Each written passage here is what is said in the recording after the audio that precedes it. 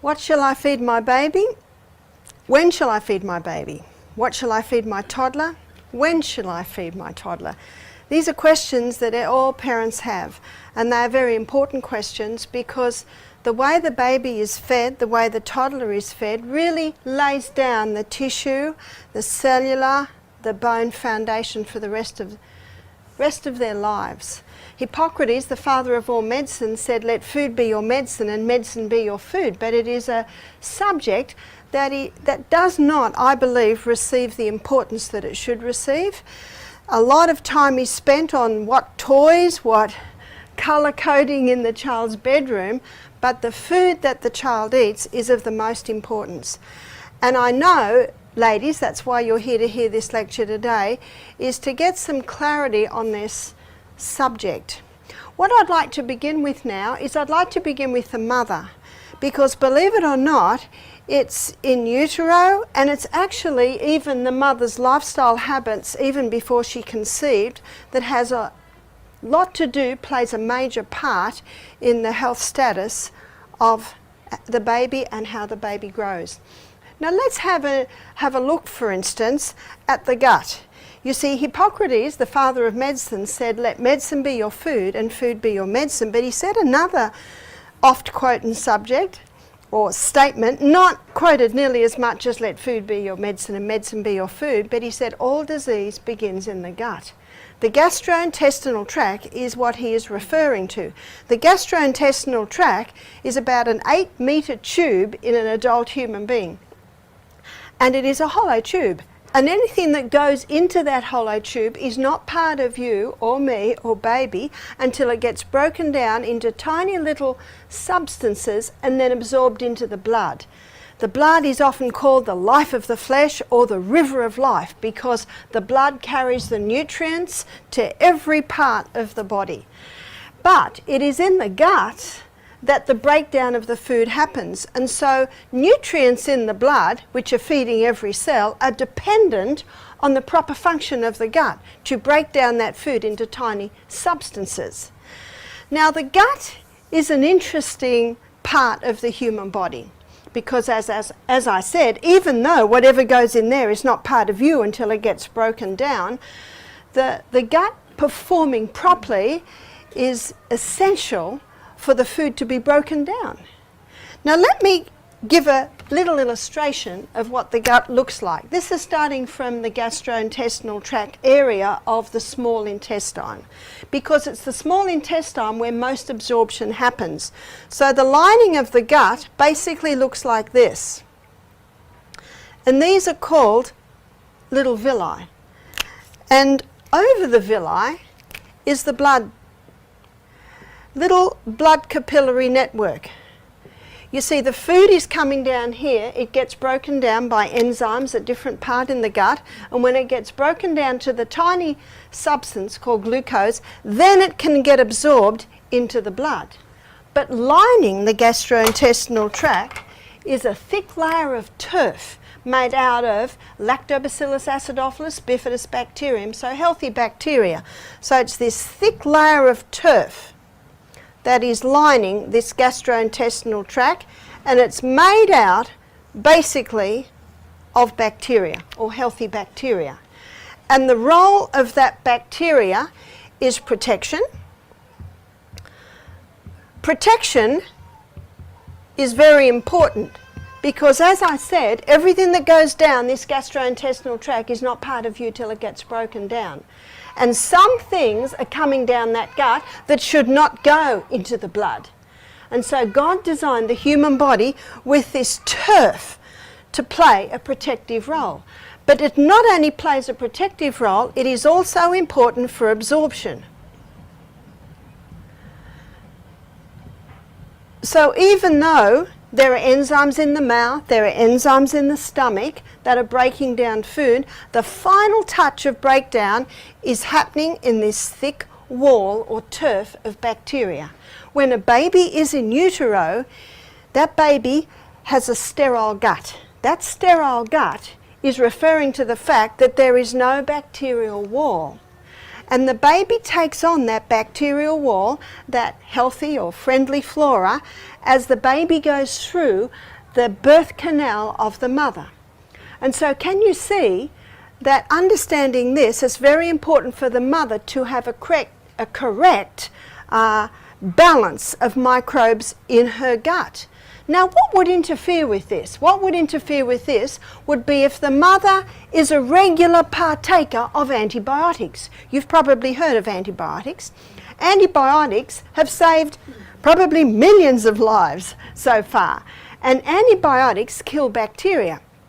And if a person's dying of a very severe lung infection and a strong dose of antibiotics is given to wipe out that bacteria, it can certainly save the life. But problem happening in society today is people have lost the simple ways of treating a cold or a flu. They've forgotten about taking garlic and having lemon and honey drinks and going to bed and giving their body the right conditions for healing. Many people are so fast and have so much pressure on them to make sure that the payment for the house goes in the bank, etc., etc. And so they take different drugs to suppress the symptoms, and they keep going to work. Am I right? This is happening. Whereas, did you know that a cold is a house clean? It's basically the body saying, can you just stop for a day? Can you just go to bed for a day? Can you stop eating for a day? Can you have lots of water? Maybe put your feet in hot water with a bit of mustard. Remember those old remedies Grandma had? And the people want to keep going, and so they take the antibiotics. And antibiotics are being used too frequently. And many people I meet are having maybe 2 or 3 courses every year. And little by little, this is coming in not only to kill off the bacteria in the chest, which probably would have been killed off very nicely by the body's own immune system and maybe a good dose of garlic, but it's also killing off, in part, this border protection. I call it border protection. And also it is compromising the ability for final absorption. But let's have a look at a woman who's had a couple of doses of antibiotics maybe every year. By the way, did you know that the body can cope quite well with about 2 courses in a lifetime? And some people, I gave a meeting last night with 50 people, I said, put up your hand if you've never had an antibiotic. Not one hand went up. If my son James, who's 35, was in the audience, his hand would have gone up. Very unusual human being to have actually reached the age of 35 years and never had an antibiotic. And by the way, he's still alive. And there's some of the things I'm going to touch on as we go through this meeting on some simple ways to help your child recover from simple ailments. But first of all, I wanted to lay a foundation. And we're having a look at the baby's gut flora as it's born. Let's say the mother has had a couple of doses of antibiotics every year. Her gut flora is getting compromised. Holes are eaten in that gut lining because of the antibiotics. Antibiotics can kill off unwanted bacteria, but they also kill off the good guys. They also kill off what's called the friendly or the healthy bacteria. And also, let's say the lady had eczema, psoriasis, and she took cortisone. Cortisone is another drug that kills off the flora. And let's say the woman was on the pill, the contraceptive pill, for 5 years before she gave birth to her baby. That also interferes with gut flora. Can you see what's happening? And when the baby comes through the birth canal, the birth canal's flora is determined by the gut flora. So the baby is born with a compromised gut flora. Can you see where it's all starting? No wonder Hippocrates said all disease begins in the gut. Let's say a baby is born by caesarean section. How much gut flora is that baby getting? None. I was talking to some midwives and they were surprised to hear me say that if a baby is born by caesarean section, then every morning the mother should paint a little lactobacillus acidophilus powder on her nipple. So the baby's getting a dose of that. Now, by the way, breast milk certainly will also put in some good gut flora. But can you see if the mother's gut flora is compromised, even her breast milk flora will be compromised. Now, on top of that, let's say the baby is not breastfed. Let's say the baby is given altered cow's milk, and many formulas are altered cow's milk. And because they're dried powders, they really don't have that gut flora. And because they've been interfered with so much, and by the way, homogenize and pasteurize kills off any flora that may be in that milk. Now, pasteurization is happening to kill off harmful pathogens in the milk. But if you ask the farmer, he will never give homogenized and pasteurized cow's milk to the baby calf, because the baby calf will not live. And if the baby calf does live, the baby calf will not thrive. And yet many babies are being fed these compromised cow's milks, compromised, altered, because they've been altered, granted to kill off the harmful bacteria. But I have a friend who owns an organic dairy farm, and you go into his organic dairy, there is no smell. No smell, because he keeps it very clean. If every dairy was clean, there would be no need for pasteurization. Can you see that? But my daughter in America, she was living opposite a dairy. And if you went past that dairy, oh, the smell. It was filthy. And sometimes those things that go on the udder would fall on the ground in the manure, and the farmer would put it on the next udder. Now that milk has E. coli in it. That milk is a dangerous milk, and it is not fit for human consumption unless it is pasteurized. You see that? But the farm down the road is as neat as a pin. It is perfectly clean. But the truck picks up the E. coli milk and the lovely clean milk, and it all goes together. Can you see why pasteurization had to happen? Cow's milk's very good milk for cows. But you have a look at the size of a baby calf. It's far, far bigger than the size of a baby human. The milk that is closest to human milk is goat's milk. And I've met many babies, many mothers who had healthy babies on the goat's milk.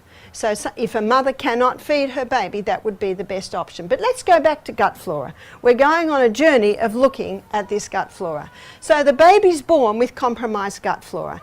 And then the baby is given altered cow's milk, which is not feeding this gut flora. And then at the age of 2 months, the baby is vaccinated. And the vaccination further compromises the gut flora. Now, if the baby is born with a strong gut flora, then vaccination doesn't knock it so badly. Can you see that? Some babies react badly to vaccination. Some babies don't react badly to vaccination. And you see it all comes back to gut flora. Now let's say at 4 months the baby is given cereal, rice cereal. Many mothers are told that. But did you know that it is all dependent on the teeth, the way digestion happens? The first teeth that a baby gets is 4 on the top and 4 on the bottom. And that my baby's got their teeth about 7.5. They began at 7.5. So maybe not those 8 teeth, not all through till maybe 8 or 9 months of age. And those teeth are called milk teeth. Do you know why they're called milk teeth? Because that's all babies should have. Milk. Now they're tearing teeth. If a baby has anything, the baby just has little tastes. Some of my babies were interested in a little taste, some were not. What do you give a baby at that stage? You give a baby a little taste of apple. And an old thing to do, and I used to do it, I got it off my mother-in-law, you put a piece of apple in a little net bag and you tie it off, and it's good for the baby's gums too. It helps those teeth to come through, but all they're really getting is they're sucking juice out of the apple. Or a celery stick. Or another really good one is eat off all the corn off a cob. And when all the corn's gone, give that to the baby. And the baby will hold it, fits nicely into the hand and sucks. Notice, baby should not be doing any of this till the baby can sit. Digestion, have you ever tried eating a meal while you're lying on your back? Baby should be able to sit. When's that? About 7.5 months. Baby should be able to put to mouth. It's around that age. And baby should have some teeth. No teeth, no food. The equation is very simple. Now the next teeth that come through are the molars. They come through about here. And the molars appear between 14 and 20 months of age. When ptyalin appears, then something appears in the mouth, and this is a very important part of baby's digestion. Ptyalin. Ptyalin appears, and ptyalin is an enzyme. It's an amylase that breaks down starch.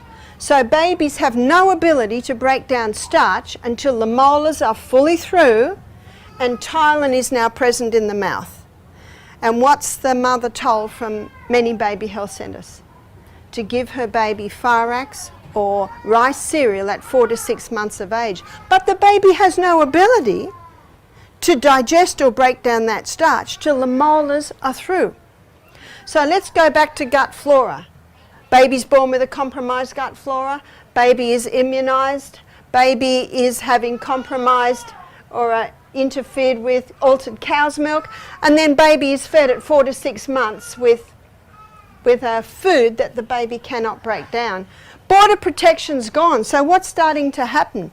Partially digested particles of that starch is now getting into the blood. The blood sees it as an enemy. The blood creates antibodies. And those antibodies can create allergies. So baby gets asthma. Baby starts to get eczema. How many mothers have I spoken to that their babies are getting eczema when they're weaned off the breast? And when they're weaned off the breast, what do they have? Is the altered cow's milk? Or they start to feed them food. Now, many a mother goes to her baby health centre advisor and says to her, my baby's not sleeping through the night at 6 months of age. So the woman will say, give your baby a little rice cereal every night before they go to bed. Do they sleep through the night? They're knocked out. They've got this lump in their gut that they're unable to digest, and then the mother noticed that the baby's breath's not very nice anymore. You see, it all gets back to this border protection.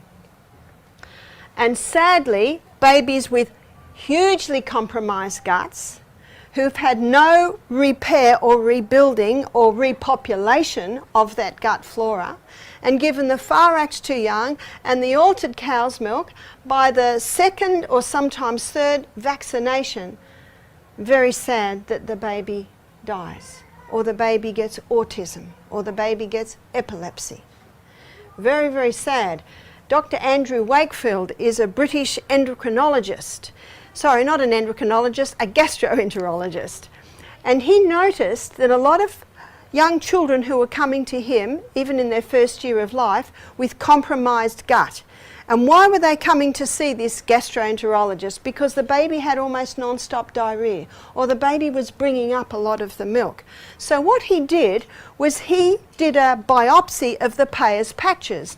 Now, in our colon, this is your small intestine, and it comes into your colon on your left side of your abdomen, about where your appendix is.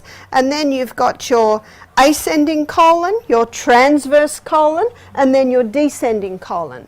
Well, in the transverse colon, there's some lymphatic patches called Peyer's patches. And he did a biopsy of these patches, and he found the MMR vaccine in every child. And he was surprised that this MMR vaccine seemed to be contributing to the compromised gut flora, the inability of the gut to digest properly. He also found that a lot of his patients, young children, were autistic. So he wrote an article in the Lancet implying very slightly that the MMR vaccine was a contributing factor to these gut problems and also to autism. Well, I'm afraid the pharmaceutical companies rose up in arms because you see the implications. This man's a gastroenterologist. He's a doctor. He is not anti-vaccine. He was more pointing out when they are put together, they appear to cause a problem. The end result of that is he had to extract his article from the Lancet. he lost all his credentials. Now, it wasn't just Dr. Andrew Wakefield. He had a whole team of pathologists. He's written a book, it's called Callous Disregard, because of the callous disregard of the medical profession, pharmaceutical companies, to just have a look at combining these three together. I need to mention this at this point. My talk is not on vaccination, but I need to show you the link that's coming in, because it is true that many babies are vaccinated and don't get autism and don't get the gut problems. And I would like to suggest that a lot of it has to do with the mother's history of this gut flora, because a nice healthy gut flora, it's designed by God to be able to withstand a little bit of beating. It's your border protection and it's your final absorption.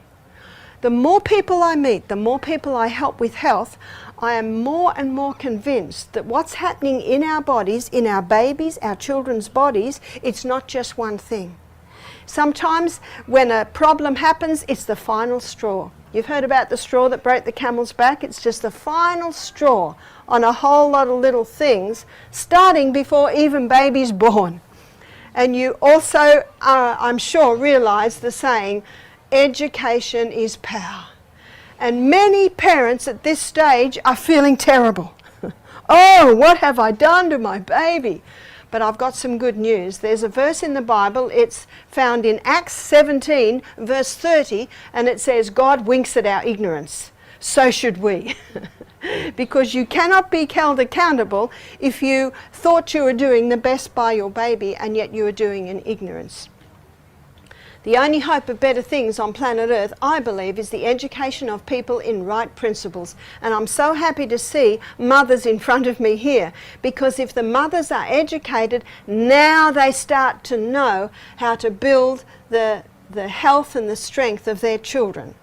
I was talking to a man on the phone only yesterday, and he has terrible gut problems. And where do you think I started? Way back.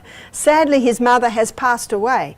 But most mothers of that era, because his mother was a baby boomer, and it was the baby boomers that first used the pill, the contraceptive pill. So if the mother's on the pill, and by the way, why would a human being have a course of antibiotics twice every year? Usually because of sinus problems, usually because of congested chest, maybe it's asthma, maybe it's bronchitis. They are the common forms. Or often in children is ear problems. Newton's third law of motion states that to every action there is an equal and an opposite reaction. Why? We always need to look at why. When a person has excess mucus, constantly blowing nose, the eustachian tubes, which are the tubes that link your eyes and your nose and your mouth and your ear, often called the eustachian tubes. When interference is happening in there because of excess mucus, there's the ear problems, there's the sinus problems, there's the blowing of the nose, the chest problems. Why has that been caused? It's usually an allergy. And the most common allergens are dairy. I was reading one newspaper article that was showing a research in Australia that state that 60% of Australians can't handle cow's milk. Now the cow has 5 stomachs, and at the end of those 5 stomachs there's a substance that's very, very similar to yogurt and feta cheese. So if a human being wants to eat dairy, they are really the 2 ways that it should be eaten. And lactose, which is what the allergy usually is to, if the feta cheese and the yogurt is well made, there is no lactose left. It's the milk sugar, because the culturing process has broken that all down to a substance. This is fairly easily to digest. One lady said to me, well, what milk do you drink, Barbara? I said to her, I'm weaned. I'm an adult with teeth. I eat food. You see, milk is for babies, and cow's milk is for baby cows, and human milk is for baby humans. But granted, not every mother is able to feed her baby. If a mother really wants to, she can contact the Australian Breastfeeding Association, ABA, and they have wonderful helpers in helping women to breastfeed. So Number one allergens is dairy products. Whenever I look, particularly at a little Aboriginal child, and there are quite a few that living round our way, with green coming out of their nose, they're a little bit extra on the weight, and they've got a chesty cough, and they're pulling at their ears, you know what I say? There's a cow's milk baby. There's a cow's milk baby. I met a lady one day, she said, I could not feed my baby. She was in her 60s. She said, the doctor tested my milk, it was thin and it was blue. What is she comparing it to? What is he comparing it to? Cow's milk, which is rich and thick and produces that rich, thick mucus, especially the green stuff. Do you know that milk is perfect for the needs of a human baby? So dairy is a very common allergen. Don't we need milk for our calcium? Well, the orangutans and the elephants and the giraffes and the apes, where do they get their calcium from? Greens. You see that a cow the baby calf can access the calcium from the mother's milk because it's got 5 stomachs to break it down and make it into a form that is accessible. But did you know that the countries in this world that consume the highest amounts of dairy products have the highest incidence of osteoporosis? It is not true that cow's milk will deliver a good form of calcium. It is a form of calcium that's very difficult for the human body to access. So dairy is a very common allergen. The other common allergen is wheat. And many cereals that babies are given are wheat. Some mothers have told me they soften Weet Bix with milk to give it to their baby. Then the baby's getting the 2 allergens. Now, the wheat that God created was called emmer wheat. And the protein or the gluten structure of the emmer wheat is very fragile. And it's good that it's fragile because our gut can easily break it down. But in the 1950s, wheat was hybridized in Mexico. It was hybridized, and this hybridized wheat, it didn't grow as tall, only about this tall. It produced grain a lot quicker, and it almost doubled the yield of the grain. And they hybridized the wheat so that it would produce more wheat so that the starvation problem in Mexico could be solved, and it solved it. And no one complains about that. In fact, a Nobel Prize was received by the researchers that did it. But the problem arose in the 1970s when that hybridized wheat grain went all over the world. And that hybridized wheat grain has a very complex structure. Complex structure means a lot more difficult for the gut to break down. Now, if the gut looks like this, can you see what's happening with this? It's barely able to be broken down. So border protection is compromised, and so partially digested parts of this wheat grain is getting into the blood. And so the white blood cells produce more eosinophils, which are a special type of white blood cell designed to deal with these remnants of the partially broken down grain. And when high eosinophils are present, you see eosinophil has histamine in it. So when high eosinophil is in the blood, you get high histamine. And high histamine spells allergy. And that's the sinus, that's the hay fever, that's the congested chest. Some people, I find, get irritable bowel disease, some people get eczema, some people get constipation. All of these things are caused because of this hybridized wheat grain. Now, some people can handle wheat. Can you see they are the people with strong border protection in place? It is this hybridized wheat that is causing the problems. And if a mother rings me up and says, my baby has eczema, I said to her, is your baby eating food? No, my baby's only 6-7 months of age, and I've heard your message on don't give the baby food until they have a good set of teeth. But my baby still has eczema. And so then I went to the mother's diet. And I find the mother's eating a high dairy, lots of sandwiches, toast, wheat cereals. I said, aha. I said, you need to be stopping all wheat, you need to be stopping, and of course, you look at in society today, how many people eat cereal and toast for breakfast, sandwiches for lunch, pasta for tea? That's almost 100% wheat diet, isn't it? So I say to the mother, you've got to stop all wheat. And if the mother says, oh no, I can't do that, I love wheat. So then I say, well, maybe you need to put your baby on goat's milk. It's just a decision a mother has to be made. Some mothers choose to change their diet, some mothers choose to put the baby on goat's milk. It's a personal choice. In fact, I've seen babies' skin clear up in 3 weeks. In only 3 weeks after eliminating the most common allergens. Now there are 2 other grains that don't have quite as complex or high gluten structure, and that is barley and oats. But if there's a suspected allergy, my suggestion is stop them all for a few months.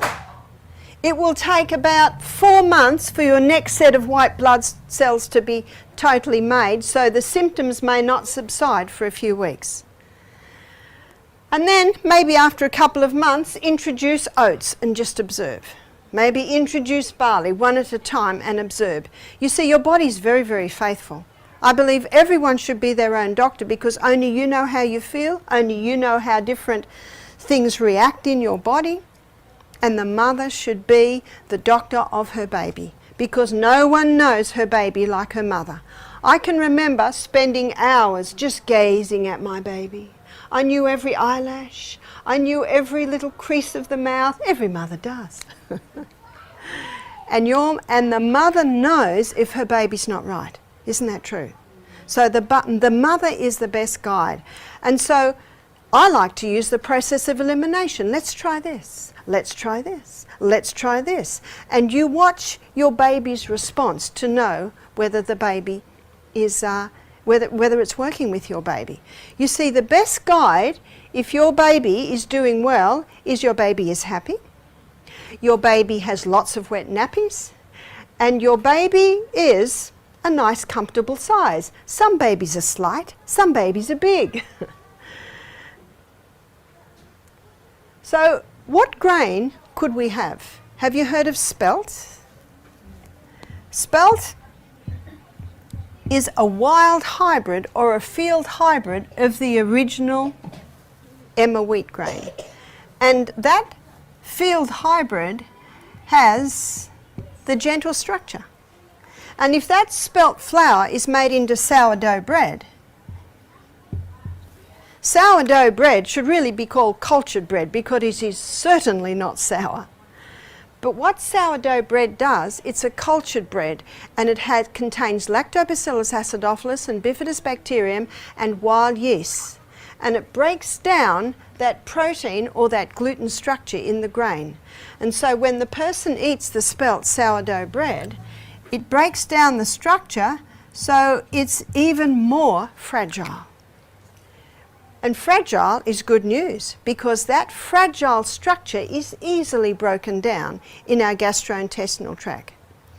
My suggestion is any baby that has eczema or asthma, they're 2 very common allergens that a baby has, that initially the mother even cut out all of these and have gluten-free grains like rice, like buckwheat, the Polish know buckwheat. Another one is quinoa. Are you familiar with quinoa? It's spelled quinoa. Another one is polenta, amaranth, millet. Millet is a very nice alternative to oat porridge. We serve these other grains at our health retreat. At our health retreat, we don't serve any gluten at all. Some things we might do a little spelt flour, but we might use ground walnuts or something like that to spread it out. This explains why so many babies are having this sickness. So how can we strengthen our babies? How can we get their immune system up? And as you can see, getting the immune system up means we've got to repair this gut wall. If you don't turn the tap off, you're still going to be mopping up in the other corner. I suggest all mothers make their babies dairy-free and gluten-free. And as the baby gets strong, You know, because you got a happy baby, if your baby's not happy, there's something wrong. Now, obviously, your baby's hungry and you don't tend your baby's going to get very unhappy. So, you know what I mean, within reason. So, how do we repair that gut wall? Let's make a list.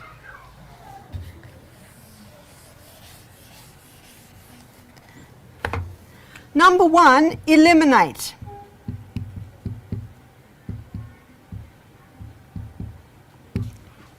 Eliminate the common allergens. The third common allergen is refined sugar.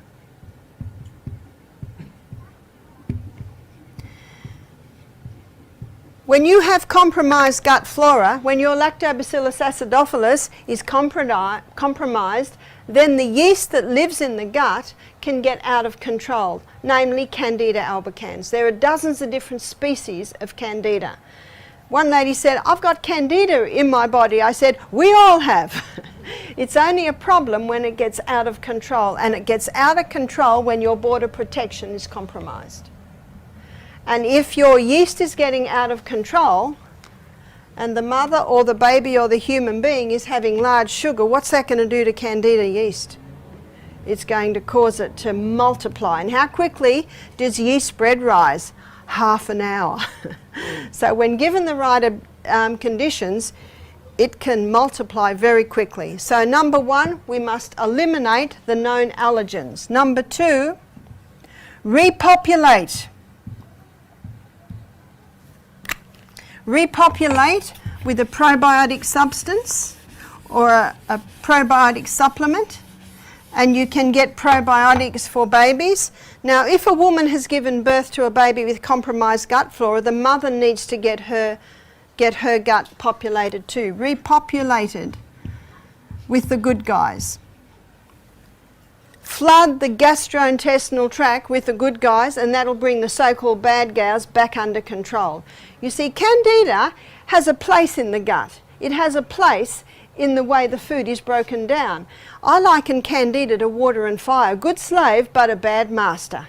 It must be brought back under control. And flooding the gastrointestinal tract with a probiotic, what does the word probiotic mean? It means for life. Now the third is repair. How do we repair? There are 2 herbs that a baby can easily take, even a newborn baby. And these 2 herbs are mucousy in their nature, and so they coat and soothe and heal the gastrointestinal tract. And these 2 herbs contain growth stimulating properties, so they can repair this gut very quickly. One is aloe vera. And I think we're all familiar with aloe vera.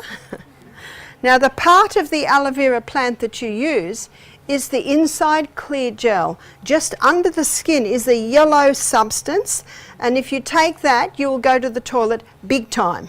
It is irritating to the gut.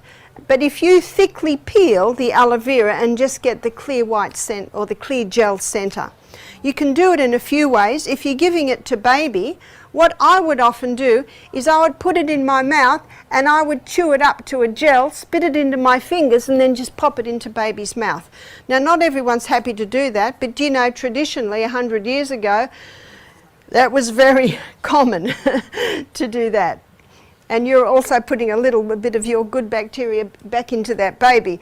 Most of your good bacteria is in your gut, but you've got a little bit in your mouth. Or you can just mash it up with a fork, or you can get aloe vera juice. Now, aloe vera juice is a stabilized juice. Just be cautious that it doesn't have sugar in it, and I think you can get it with some juices. Obviously, if it's a new little baby, you just give it little tiny bits, you know, even just a few drops for a very tiny baby. And the other is slippery elm.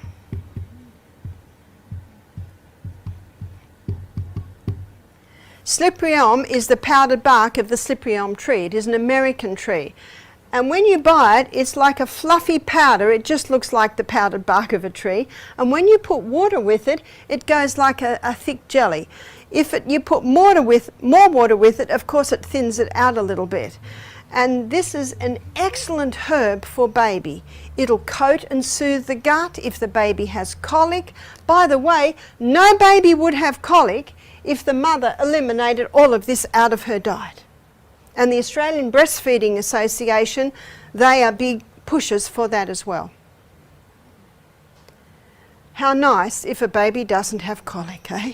And if the baby has colic and you've got a baby who's 2 months old and you've just found this out and it's going to take a month for your body to adjust to having this out, the good news is you can give your little one a bit of slippery elm every night. You can mix it with a bit of breast milk and just pop it into their mouth, just a little bit of a finger putting it in, and put the slippery elm in a little lump mixed with a bit of milk, and then quickly put the baby on the breast, and then the swallowing action will take it down. You can put a little extra fluid in it and make it more watery, and even put it in a little syringe and squirt it down the side of the baby's mouth. You'll find, necessity is the mother of invention. You'll find ways to get it in with your baby.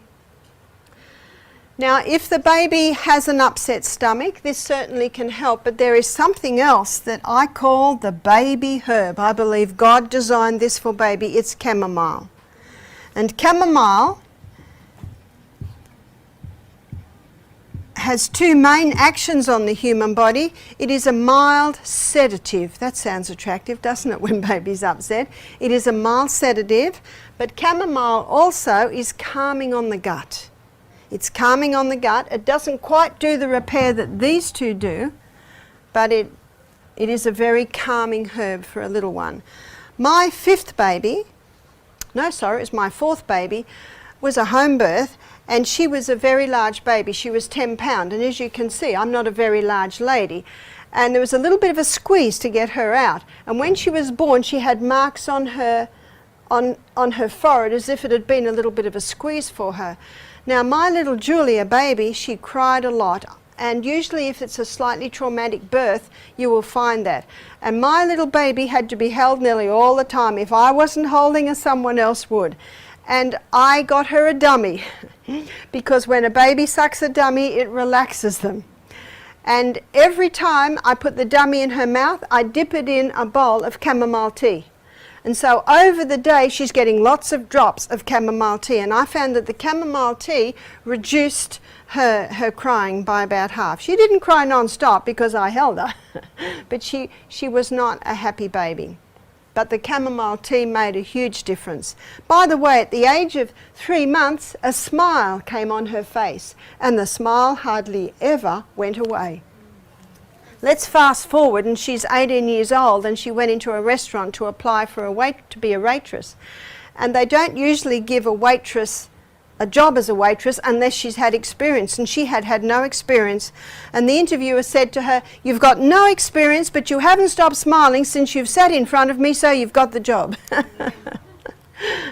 Just a little story on the mood. If baby's not happy, there is something wrong.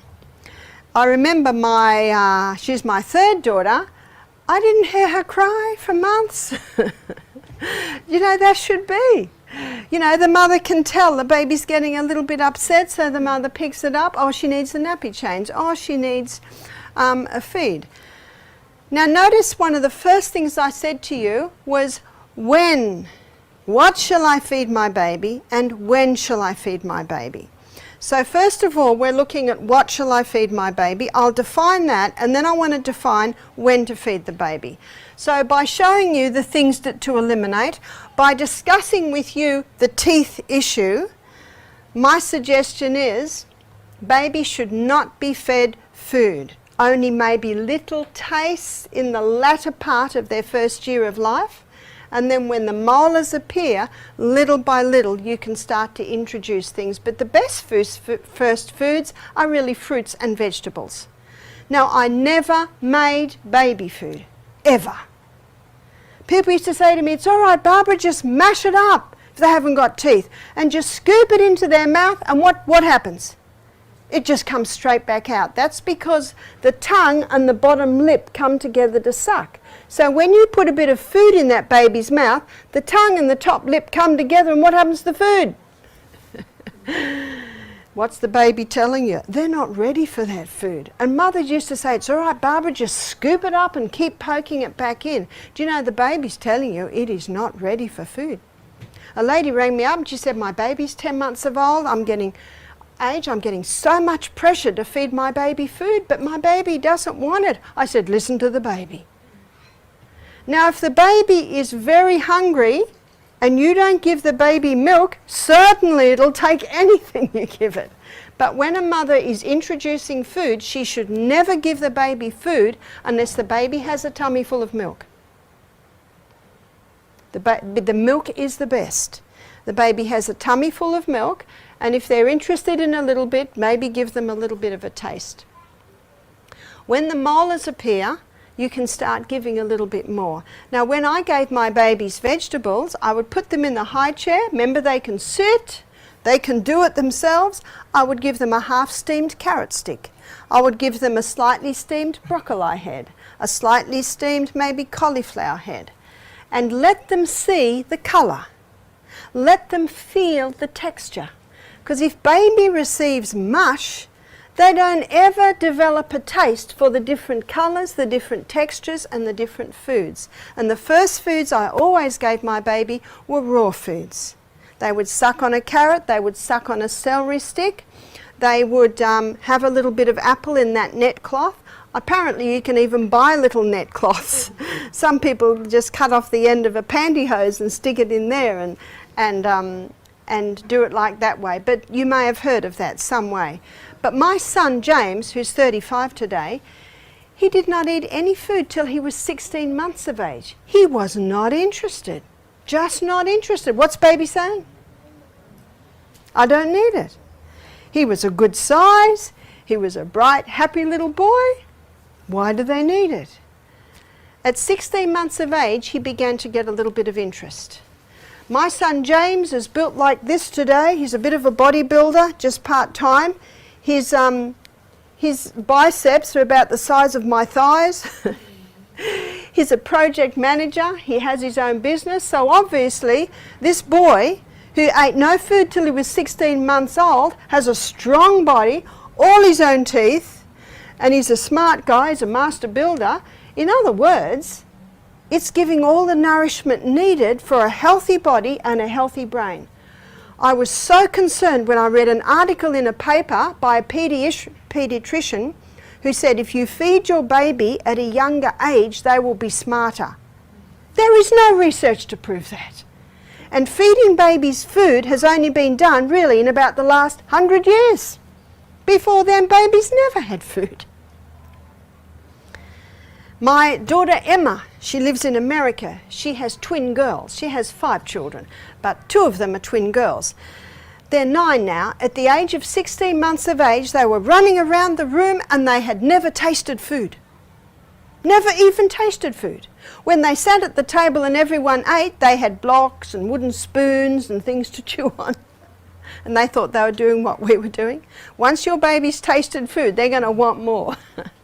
So that's why be cautious with the introduction of food. One lady said, but my baby's grabbing everything to put it in their mouth. I said, they'll put their big toes in their mouth. If the caterpillar is crawling along, they'll put a caterpillar in the mouth. They don't know. They test everything by their mouth, have you noticed? So that is not a good guide. And so when shall you feed your baby? Your baby's stomach needs a rest. I tried never to feed my baby under 3 hours. Some babies are happy with 3 hours, some babies are happy with 4 hours. What I would do is I would do everything. I would distract my baby, walk with my baby to try and go the distance. Now, if my baby had a cold and was miserable, sometimes I'd go to 2 hourly. If my milk seemed a little bit low of an evening, I might go to even a 1.5 hour, but it was just a short period of time to build that milk up. The Australian Breastfeeding Association has excellent counsellors that can guide you in all of these things. But when baby's fed hourly or half hourly, that can really irritate the stomach. The baby needs times of rest. When do you feed your toddler? Feed your toddler at meal times. I would feed my toddler breakfast, then I would feed my toddler lunch, and then I would have them a little bit at night. If toddlers are eating all day long, they never eat a good meal, their stomach gets irritated. And you've got an irritated little one whose stomach's always irritated. You see, it takes 3.5 to 4 hours to digest a meal. And then the stomach needs a little bit of a rest. And many toddlers say they're hungry when they're just bored. Many toddlers say they're hungry when they're actually thirsty. And how many times does a toddler cry and cry for food? You give it food, then they want to drink.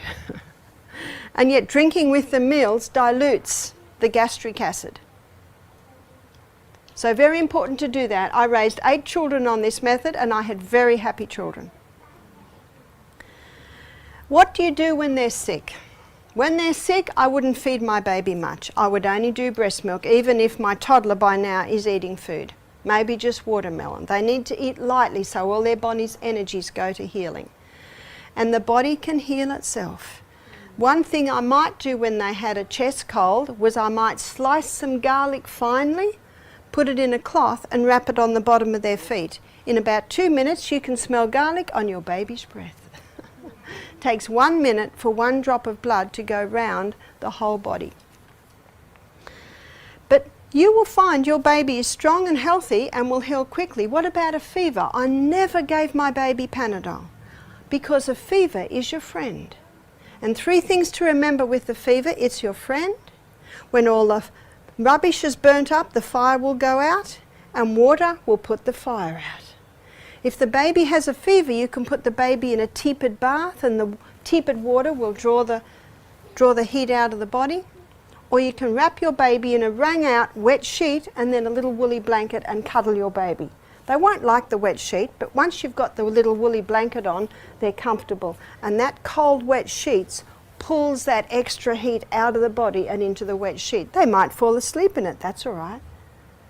Or you might take it off within 10 minutes, and that's a very good way just to get that temperature down. The only time a baby will be in trouble with a fever is if the baby's dehydrated. So make sure the baby's having lots of breast milk, lots of water. Even at that time, I might even feed the baby a little bit more. You've got to get that fluid into the baby.